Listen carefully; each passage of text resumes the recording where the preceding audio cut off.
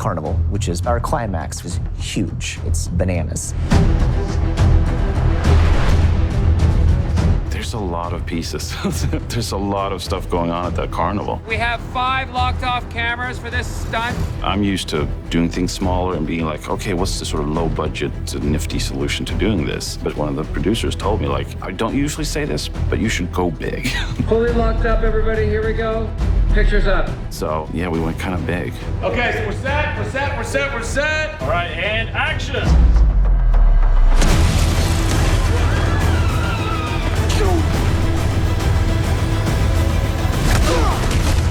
Almost too big, because it was like, okay, maybe scale it back a little bit.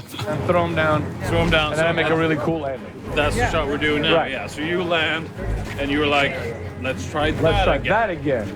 And then I start walking, I look over at Freddie like, huh? And he's like, no. Oh, come on, really?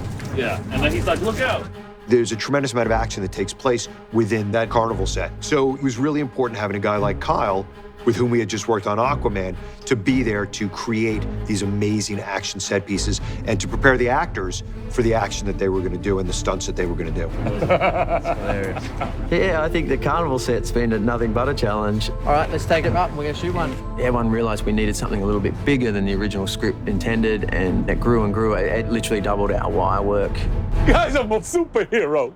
Come on. We went from about 48 sort of wire gags throughout the film, and we suddenly developed 60 just at the carnival alone. Or try that again. 3, 2, 1, roll. Mark and Zach did the whole aerial battle in a controlled environment on a soundstage. One thing I learned is that the more spectacular something is on screen, the more boring it probably was to shoot. You know, like people flying, you know, they have to be rigged into these weird contraptions, and you have to rehearse and rehearse and rehearse. It pays off in the end. Oh, dear me. It's just a challenge to get there. In order to do mid-air fighting, they've developed this thing called a tuning fork, but it means you can rock backwards and forwards, side to side. You can barrel roll as well. Mark picks up choreography really quick. Well done, guys. I felt like my flipping was really nice. Yeah. Zach's the same. So when you have 2 committed actors like that, it's fantastic. Let's roll cameras, please. Here we go, guys. Ken Griffin's my fight choreographer, and his guys, they've really stepped up. Jen, we can do it just this side, right? Yeah. Boom, boom, boom. There we go. A lot of our guys have had to wear suits and big foam packs that wardrobe department on this made for us, just to give us a sense of area and space. And kill the little girl. Yeah, you're trying to fight back and twist your head around, because he's like, ugh. A big challenge was the sins. On the day, we had stunt guys in these weird suits holding on to them. But whenever sins interact with people, we had to basically make digidoubles of their bodies. Because just to make someone look like they're actually grabbing someone, you have to replace almost everything. I had this idea of Shazam flying towards a sin, but the sin turns to smoke, so he just goes straight through, and then the sin grabs him and throws him. You know, right from the start, I was like, oh yes, that's something that I want to do. There's a pantomime version of Zach inside the tuning fork rig being puppeteered by the stunt guys, going through all of those motions so that we can capture his physical performance as well as his facial performance. And then we marry that up with a CG creature. This show was tricky because you had the 7 sins, so you have a lot of different creatures. We have a 4-armed creature. So basically it's 2 of my guys, you know, and one fighting behind the other. So it works really well. But it was fun watching him deal with, you know, 2 pool noodles, 2 real hands, you know, one guy at the back, people spinning, and, you know, always leads to a bit of comedy relief.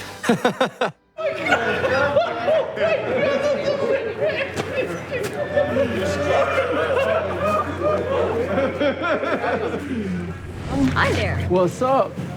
How are you? Yeah, I'm good. Ready for this? Oh, yeah. It's going to be fun, eh? The kids have been fantastic. We've had them on wires. They've up for anything. Harness feels comfy? We had Darla and Eugene being picked up. Let's just take him up, give him a little hang test so he can feel his harness. Going up. Yep, that's high enough. How's that feel? Good. Feel like good. the other day? Yeah. And they did a fantastic job. They really did.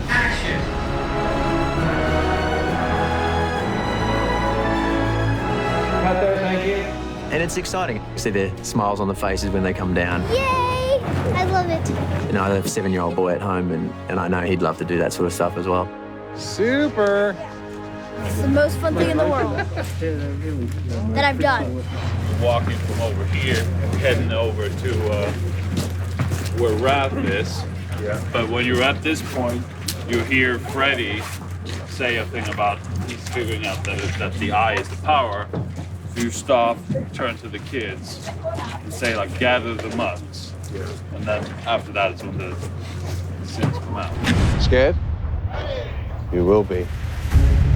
When you come to work and you've got sets like this, you don't have to use your imagination. In a film in which, you know, there is a lot of blue screen and CGI, these kind of movies involve a lot of that. It's wonderful to have sets that do the work for you. It's been, you know, amazing.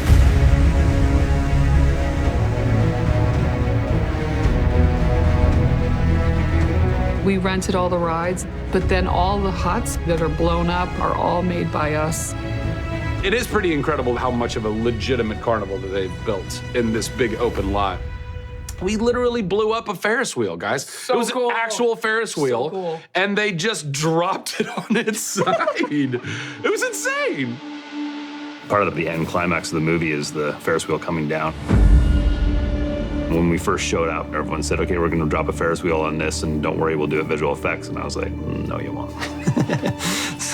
Because that's the kind of stuff I do these big movies for. We bought a Ferris wheel from an old amusement park. We took all those parts and brought them back here, and we essentially re-engineered 80% of it. It's a Ferris wheel, which seems like something that's in every amusement park, but it's supported from one side. And then it needed to be safe enough to have it operate as fast as a Ferris wheel will go, and then tip to 30 degrees with people in it. Oh my gosh, those people! We had to measure out where this thing was gonna fall and then put some marks on the ground so that we knew where the wheel was gonna come to. And the cameras are all getting set to a cone you put on the ground. It's pretty stressful. Trying to get a thing like that that's 60 feet tall, that is hinged on a pivot that actually releases halfway down, and then it starts pivoting from another axis, and whether or not it's gonna bounce a little bit or whether it's just gonna stop where it is. Trying to figure out exactly where that's gonna be, it was pretty fun.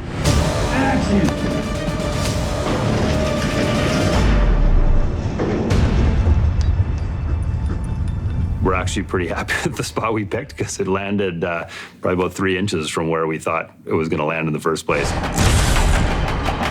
Even though we did all these big things, you know, destroy a big Ferris wheel, That's gonna be awesome. yeah.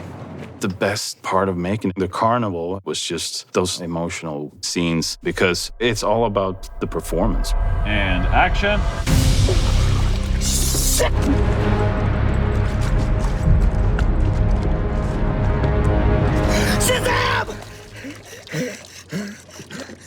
Think you can do that one more time? Yeah. But once your head comes up, you can take a second or so to just to catch your breath and then say Shazam. Yeah. Just help you with this. Great. Oh, yeah, that's awesome. Let's do that. Okay. Something that seems simple, like Savannah pushing Billy's head into the ice water. That was an extremely difficult stunt. You okay, yeah? Yep, we're good. And, you know, Asher did such a great job. The carnival was millions times bigger than anything I've done before. It's extremely complicated because myself and David had frame by frame on huge boards, not one, not two, 10, 15 boards of what we have to follow. So this is the only way to keep track, shot by shot. But light-wise, fantastic, full of colors. Then when the family becomes the Shazam family, you have superheroes flying everywhere, up and down. Yes! Blue is my favorite color, and I can fly.